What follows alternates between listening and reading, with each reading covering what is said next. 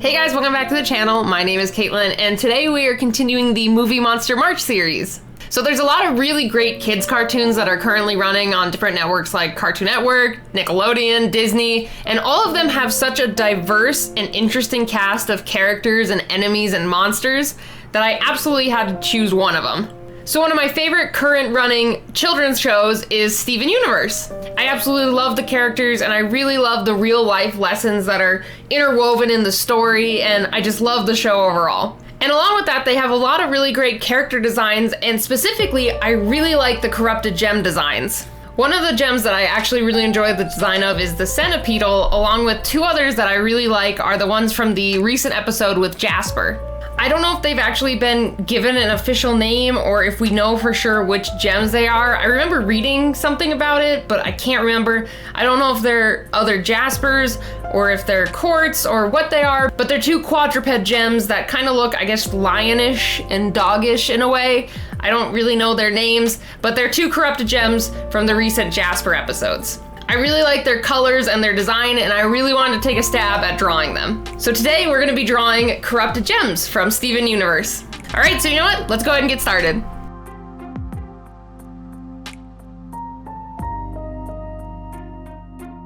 Hey guys, so I was super excited to start this piece. I absolutely love Steven Universe, and I love the whole series, and I've been really enjoying it. And I was really psyched to do something from Steven Universe. It took me a little while to kind of figure out what I wanted to do, because there are quite a few different things in Steven Universe that I like. I was torn between doing the Centipedal and then these two corrupted gems. Those are like, I would say my top favorite corrupted gem designs for sure. So it was kind of like a clash back and forth, but I'm like, you know what? I already did a long serpentine-like creature with the Serpent's Pass thing from Avatar: The Last Airbender, and I mean, the Centipedal would be really cool, so I might draw that eventually. But for this one, I just really wanted to do these two, because I don't know why, I just really like their design. It seems that I really like kind of bigger, more muscular monsters, more so than anything, and I really like it when they have, I don't know, big tufts of hair, kind of like lions. And I noticed that there are a couple creatures that I've drawn in the past that I just love just adding the big tufts of hair. I was looking through my sketchbook recently because I recently actually finished one of my sketchbooks finally. And so I'll be doing a sketchbook tour eventually. But I noticed that there's so many little monsters and things that I draw that I add big manes or unnecessary tufts of hair everywhere, and I don't know why. I guess I just really like sketching big fluffs of fur. So I think that was the main thing that really attracted me to these two, is just them being these big lion-like creatures. I just really liked it overall. But yeah, it was really hard to just pick one thing from Steven Universe that I really wanted to draw. And I mean, I guess this is technically a duo, but you know what I mean, just one subject to draw from Steven Universe. I actually was tempted, spoilers ahead, for anyone who hasn't seen Steven Universe, it's probably gonna take about 10 to 20 seconds to cover, so FYI, spoilers ahead.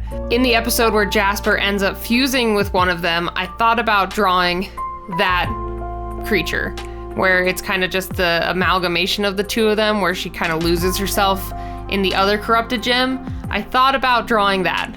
That was one idea. But I was like, you know what? I'm just gonna stick with these two. Maybe try to keep it a little spoiler free. I know it's been out for a bit, but I think some people still haven't seen all the episodes or whatever because it wasn't too long ago, but it was pretty recent, I guess. So I just kind of wanted to avoid any type of spoilers, I guess. But yeah, and then also this piece evolved a lot over time. The initial one in my sketchbook was kind of like the first one that you saw at the beginning of the speed paint. I had Connie and Steven in the foreground, and then these two were gonna be kind of further off in the background. The problem is when I started drawing that, I wasn't really digging the poses, like they just looked really forced and a little broken. And I kept messing around with it, going back and forth, and I still wasn't really liking it. So then I just scrapped it, and then I tried a new angle, so it's more of a profile for them. And then I had Steven and Connie in the initial sketch still in front with a lot of trees around them. But then from that perspective, they looked too big. because the corrupted gems, I think in the episode, they're only maybe as tall as a tree at most. So when I put them at that angle, that they were these giant creatures that were just taller than all the trees around them. And I was like, well, no, that's not how they were either. They weren't that tall. They were tall, but not that tall.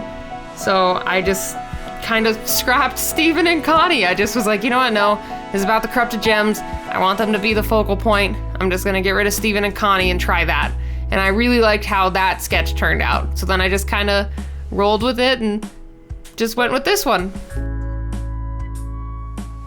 And I'm honestly glad that I chose this, because it kind of feels like you're the one standing in the forest and these guys are just happening to walk by you. That'd be so frightening to see these giant eyeless things just walk by you. Oh my gosh, that would be terrifying. Like, the couple times I've seen certain wildlife in the wild, like I think there was one time I ran into javelina, and then when I was a kid, we were out camping and a pack of coyotes surrounded the whole campsite, and that was frightening because all I saw were these shadows of coyotes walking past the tents. So like, just those small little interactions with wildlife have at least shown me enough how intimidating it can be. But to see these guys that are like the size of trees, oh my gosh, I would be so frightened, so freaking frightened. Especially if you just like turned a corner into a clearing into this forest and you just see these giant things hanging out there. Oh man, that'd be scary. I also felt this piece kind of had, I guess you could call it a Studio Ghibli feel, at least while I'm looking at it now.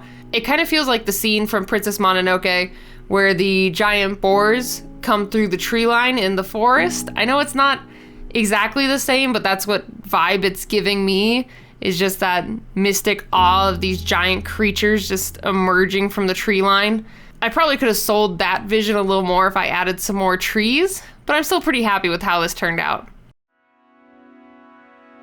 Also, I don't know if you noticed, but when I started coloring these two, I actually mixed up what colors go on who.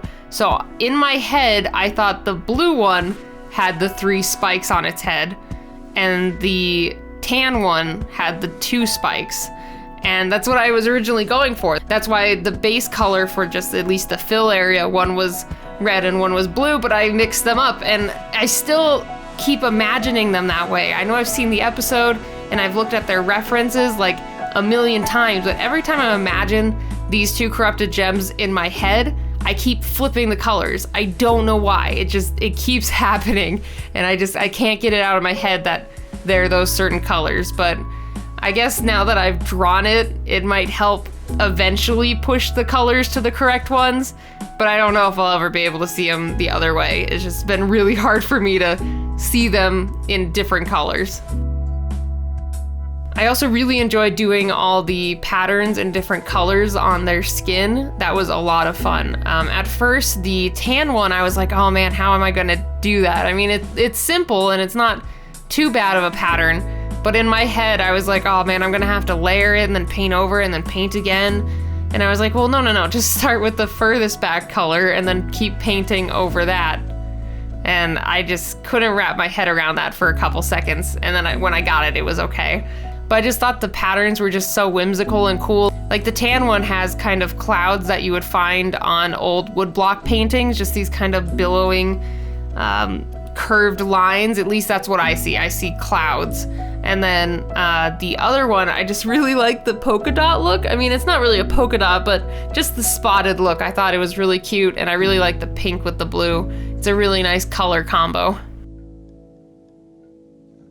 And that one is so bright, it's nice to be accompanied by a more dull, earthy color, so then it's not like 2 really bright colors constantly clashing with each other. You have your bright blue one and your more earthy tan, so they kind of balance each other out. It's pretty nice.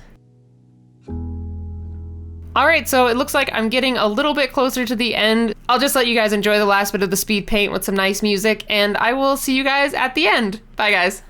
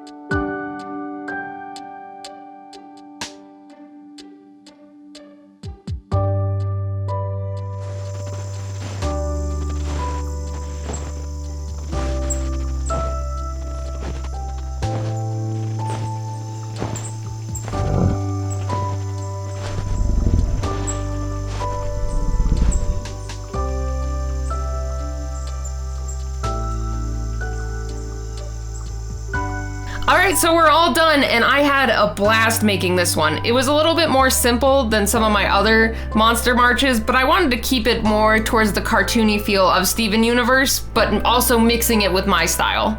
And I also found a really cool technique that I'm probably going to use from now on for painting snow, and that was fun to play around and discover and figure out, and overall, I really like how it turned out. So thanks again, guys, for stopping by and checking out this video, and if you aren't already, you can go ahead and hit that subscribe button. I have new videos every week, and if you like this video, I would love if you leave me a like down below, or if you have any questions or comments, you can leave them in the comments below. So thanks again, guys, for stopping by, and I will see you in the next installment of Movie Monster March. Bye, guys.